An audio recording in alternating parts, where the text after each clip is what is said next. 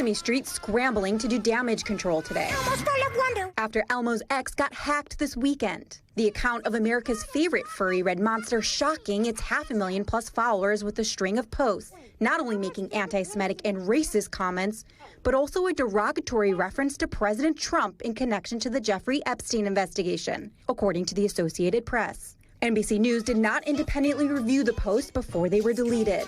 Sesame Workshop, the nonprofit behind Elmo and Sesame Street, confirming to NBC News the account was hacked, calling the post, quote, disgusting, and adding they're working to restore full control of the account. Needless to say, the post's not on brand for the friendly Muppet. It's very important to respect everybody. Elmo going viral last year, inadvertently starting a mental health campaign when he tweeted, "How's everybody doing?" And Elmo's glad that he got to talk to a lot of people.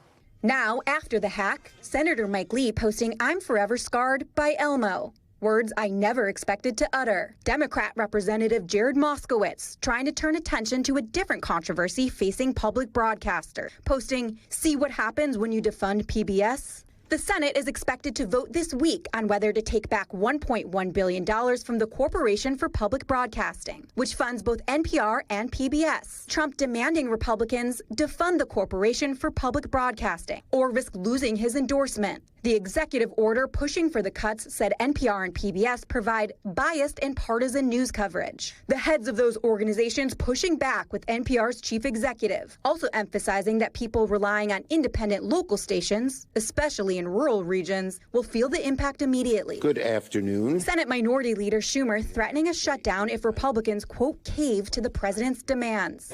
It is not okay. Ask the Republicans why they are heading on this path. A path that's marked with uncertainty for the future of public media and support for projects like Sesame Street. Melanie Zanona is joining us now. So gaze into your crystal ball on Capitol Hill there, Mel. What's going to happen with this vote?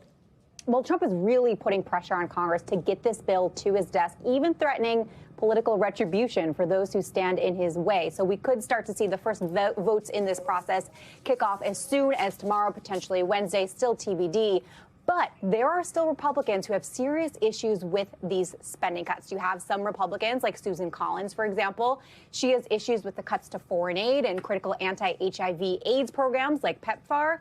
And then you have other Republicans who, yes, are concerned about these cuts to PBS and NPR, which they say are critical for providing not only news, but also things like weather alerts into rural areas, something that is obviously top of mind after those devastating floods in Texas last week. So the Senate could make some changes to this bill over the next few days. If they do that, though, Hallie, then they need to send it back to the House in order to send it to Trump's desk. So the time is ticking here, though, because they have to act by July 19th in order to unlock this special process to avoid using Democratic votes in the Senate, Hallie.